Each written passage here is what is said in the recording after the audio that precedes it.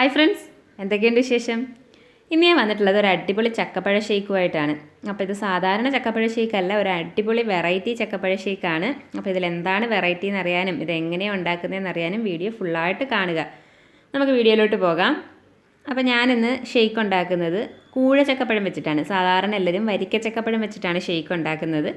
അപ്പോൾ ഈ കൂഴ ചക്കപ്പഴം അങ്ങനെ അധികം ആരും പഴുത്തത് യൂസ് ചെയ്യാറില്ല. അത് വെച്ചിട്ട് എങ്ങനെയാണ് ഷേക്ക് ഉണ്ടാക്കുന്നതെന്നാണ് കാണിക്കുന്നത്. അപ്പോൾ നമുക്കിതിൻ്റെ ആ ഒരു നൂലൊക്കെ ഒന്ന് റിമൂവ് ചെയ്ത് കളയുന്നതിന് വേണ്ടിയിട്ട് കുരു എടുത്ത് കളഞ്ഞിട്ട് മിക്സിയുടെ ചെറിയ ജാറിലോട്ട് ഇട്ടിട്ട് നന്നായിട്ടൊന്ന് അരച്ചെടുക്കണം. അപ്പോൾ അതെല്ലാം മിക്സിയുടെ ജാറിലോട്ട് ഇട്ട് കൊടുത്തിട്ട് കുറച്ച് വെള്ളവും കൂടി ഒഴിച്ചു കൊടുക്കണം. കാരണം അല്ലാതെ അരച്ച് കഴിഞ്ഞാൽ തിക്കായിരിക്കും. അപ്പോൾ കുറച്ച് വെള്ളവും കൂടി ഒഴിച്ചു കൊടുത്ത് അരച്ചെടുത്തിട്ട് ഒരു അരിപ്പയിലോട്ട് ഇട്ടൊന്ന് അരിച്ചെടുക്കാം. അപ്പോൾ അതിൻ്റെ നൂലെല്ലാം പോയി കിട്ടും. തിക്കായതുകൊണ്ട് അരിപ്പയിലോട്ട് ഇട്ടിട്ട് സ്പൂൺ കൊണ്ട് നന്നായിട്ടൊന്ന് ഇളക്കി കൊടുത്താൽ മതി. അപ്പം വേഗം അരിച്ചെടുക്കാൻ പറ്റും. അപ്പോൾ ഇതുപോലെ സ്പൂൺ കൊണ്ട് നന്നായിട്ടൊന്ന് ഇളക്കി കൊടുക്കുക. അങ്ങനെ നമ്മൾ ഇത് അരിച്ചെടുത്ത് നല്ല ക്രീമി ആയിട്ടുള്ള പൾപ്പ് കിട്ടിയിട്ടുണ്ട്.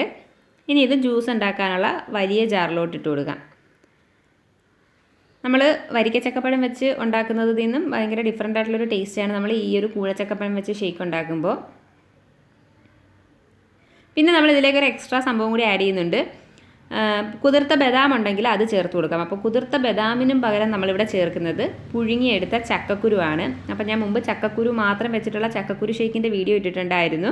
അതിൻ്റെ ലിങ്ക് ഞാൻ മുകളിൽ കൊടുക്കാം. അപ്പോൾ ഇവിടെ നമ്മൾ ഇതിൻ്റെ കൂടെ ബദാമിന് പകരം ഒരു 6 ചക്കക്കുരു എടുത്ത് പുഴുങ്ങി നന്നായിട്ട് വേവിച്ചിട്ട് അത് ഇതിലേക്ക് ഇട്ട് കൊടുത്തൊന്ന് അരച്ചെടുത്തിട്ടുണ്ട്. അപ്പോൾ അരച്ചെടുത്തതിന് ശേഷം മാത്രം ആവശ്യത്തിനുള്ള പാൽ ഒഴിച്ചു കൊടുക്കാം. ഞാനൊരു 1.5 കപ്പ് പാൽ, നന്നായിട്ട് തണുപ്പിച്ച പാൽ, ഐസാക്കിയ പാലാണ്, അതും കൂടി ഇട്ട് കൊടുത്തു. പിന്നെ ഇതിലേക്ക് നമുക്ക് മധുരത്തിന് ആവശ്യമായിട്ടുള്ള പഞ്ചസാര, ഞാനൊരു 4 ടേബിൾ സ്പൂൺ പഞ്ചസാര ഇട്ട് കൊടുത്തിട്ടുണ്ട്. പിന്നെ ചക്കപ്പഴത്തിൻ്റെ മണം അത്രയ്ക്ക് അങ്ങോട്ട് ഇഷ്ടമല്ലാത്തവർ ഒരു കുറച്ച് ഏലക്കാപ്പൊടിയും കൂടിയൊക്കെ ഇട്ട് കഴിഞ്ഞാൽ ആ ഒരു മണം മാറി കിട്ടും.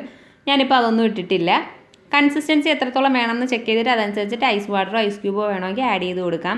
കുറച്ച് ലൂസായിട്ട് കുടിക്കുന്നത് തന്നെയാണ് അതിൻ്റെ ടേസ്റ്റ്. എത്ര തിക്കായിട്ടിരുന്നാലും നമുക്ക് അത്ര അങ്ങോട്ട് ഒരു ടേസ്റ്റായിട്ട് തോന്നത്തില്ല. പിന്നെ ചിലർക്ക് തിക്നെസ്സോട് കൂടി കഴിക്കാനായിരിക്കും ഇഷ്ടം. അപ്പോൾ ചക്കക്കുരു ഷേക്ക് മാത്രം കഴിക്കുമ്പോൾ തന്നെ അപാര ടേസ്റ്റാണ്. അപ്പോൾ ചക്കക്കുരുവും ചക്കപ്പഴവും കൂടി ചേർത്ത് കഴിയുമ്പോൾ എത്രത്തോളം ടേസ്റ്റ് ഉണ്ടാവും നിങ്ങൾ ട്രൈ ചെയ്ത് നോക്കി തന്നെ അറിയണം. ഇതിലേക്ക് നമ്മൾ ബൂസ്റ്റോ ഐസ്ക്രീമോ കൂടി ഇട്ട് അടിച്ച് കഴിഞ്ഞാൽ കുറച്ചും കൂടി അടിപൊളിയാകും. ഞാനിപ്പോൾ അതൊന്നും ഇട്ട് അടിച്ചിട്ടില്ല. പകരം മുകളിലേക്ക് കുറച്ച് ബൂസ്റ്റിൻ്റെ പൊടി ഒന്ന് സ്പ്രെഡ് ചെയ്ത് കൊടുക്കുന്നുണ്ട്, ഒരു ഭംഗിക്ക് വേണ്ടിയിട്ട് മാത്രം. അപ്പം അടിപൊളിയായിട്ടുള്ള ഈ ജ്യൂസ് തീർച്ചയായിട്ടും ട്രൈ ചെയ്ത് നോക്കണം.